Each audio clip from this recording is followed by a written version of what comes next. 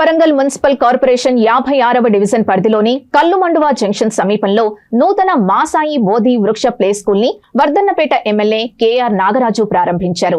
తదనంతరం చిన్నారి చేసిన భరతనాట్యాన్ని తిలకించి అమ్మాయిని శాలువాతో సత్కరించి అభినందించారు. ఈ సందర్భంగా ఎమ్మెల్యే మాట్లాడుతూ చిన్నారులకు ఆటపాటల ద్వారా విద్యాబుద్ధులు నేర్పించే ప్లే స్కూల్ అనతి కాలంలోనే వృద్ధి చెందాలని ఆకాంక్షించారు.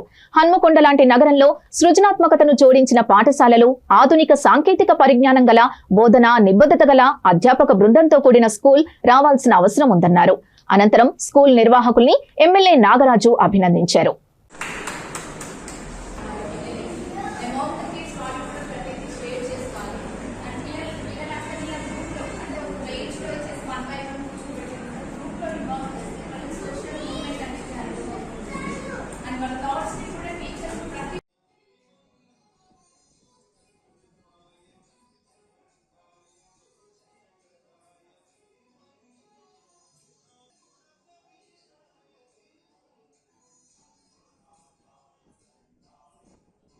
టాలెంట్ బట్టి వాళ్ళు ఏ విద్య ఎటు వెళ్ళగలుగుతారు, ఏం చేయగలుగుతారు అనేది మనం ఇప్పుడే గుర్తించగలుగుతారు. ఆ శక్తి మీలో ఉన్నది కాబట్టి ఇంత మంచి ఇన్స్టిట్యూషన్ ఒక ఆలోచనతో మీరు ముందుకెళ్తున్నారు కాబట్టి ఈ యొక్క నన్ను ఆహ్వానించినందుకు ముందుగా మీ అందరికీ కూడా ధన్యవాదాలు. మీరందరూ కూడా నాకు ఎంతో కష్టపడి నా కోసం పనిచేసిన సోదరులందరూ ఉన్నారు. ఇక్కడ సోదరులు కూడా నన్ను గెలిపించడానికి అహర్నిశలు పనిచేసేందుకు మీ యొక్క దీవెన వల్ల ఈరోజు తెలంగాణలో కాంగ్రెస్ ప్రభుత్వం రావడం, అందులో నేను ఎమ్మెల్యే కావడం, అనునిత్యం నేను ఏది చేసినా కూడా ఎడ్యుకేషన్ కోసం కష్టపడుతున్నా. ఫస్ట్ నేను గెలిచినాక మీడియా మిత్రులు అడిగిన what is your aim and objects ఏమున్నాయి, మీరు మీ యొక్క కాన్స్టిట్యున్సీని ఏం చేయదలుచుకుంటున్నారు, మీరు ఏం సేవలు చేయాలంటే I told clearly on that day I will focus on the education first.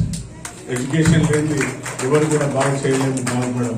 తర్వాత sports and games, then towards the medical health and wealth. Health ఉంటేనే వెల్త్ ఉంటుంది. తర్వాత ఫార్మర్స్. ఈ 4 విషయాలు చెప్పాను. అదేవిధంగా నేను ముందుకెళ్తున్నాను. మీరు చూస్తుంటారు ఇప్పుడు మనకు నేను సీఎం గారితో కొట్లాడి 200 crores తోని we are going to inaugurate shortly integrated school చేయడానికి మనకు శాంక్షన్ వచ్చింది మొన్ననే. అలాగే నేను ప్రతి హాస్టల్ విజిట్ చేస్తాను, ప్రతి స్కూల్ విజిట్ చేస్తాను. నేను ఎక్కడ ఏ విలేజ్ పోయినా కూడా ప్రతి స్కూల్కి విజిట్ చేస్తాను. ఎందుకంటే ఎవరు చెప్పరు, ఎవరు స్కూల్ పొమ్మని మా సీఎం గారు చెప్పలేదు, లేకుంటే మా ఎవరు చెప్పలేదు. నేను ఈవెన్ దో నా కెరియర్ నుండి సబ్ ఇన్స్పెక్టర్గా ఉన్నప్పటి నుండే ఎక్కడ ఉద్యోగం చేస్తున్నానో ఆ కమిట్మెంట్తో నేను ప్రతి స్కూల్కి విజిట్ చేసేది. అక్కడ హాస్టల్ వెళ్ళేది, గవర్నమెంట్ హాస్టల్. అక్కడ పిల్లలకు ఎలాంటి కొరత ఉన్నదో చూసి నా శాలరీ నుండి ఇచ్చేవాడిని. నాకెవరు చెప్పలేదు ఇవ్వాలి అని. పిల్లలకు ఆ రోజులలో సరిగా కప్పుకోవడానికి దుప్పట్లు లేకుండేది, దుప్పట్లు ఇచ్చేవాడిని. సరిగా తినడానికి ప్లేట్స్ కూడా ఉండకపోయేది.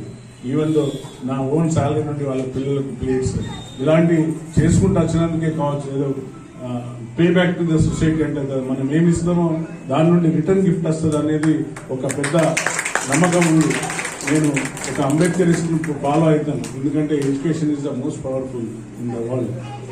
మన పిల్లలు కానీ తల్లిదండ్రులు ఎంతమంది ఉన్నారో పిల్లలు చదువు తప్ప ఇంకో ధ్యాస లేకుండా, ఎందుకంటే ఈ రోజులలో పిల్లలు డిగ్రీ, ఇంటర్మీడియట్, ఇంజనీరింగ్ చేసే పిల్లలకు ఒక వ్యసనం అలవాటు అయిపోయింది. దురదృష్టకరం. ఈ గాంజా అనేది మహమ్మారి మనకు చుట్టుపక్కల స్కూళ్లలో, కాలేజీలలో వాతావరణం వచ్చింది కాబట్టి అది మనకెందుకులే పక్కోడు కదా అనుకుంటే అది ఒక రోజు మన ఇంటికి కూడా వచ్చి తాగుతుంది. కాబట్టి ఎవరిని కూడా ఎంకరేజ్ చేయొద్దు, ఇది సపోర్ట్ చేయాలి. మనం ఈ యొక్క సొసైటీలో ఆ దుర్మార్గాన్ని మనం అందరం కూడా సంయుక్తంగా ఖండించకుంటే దాన్ని మనం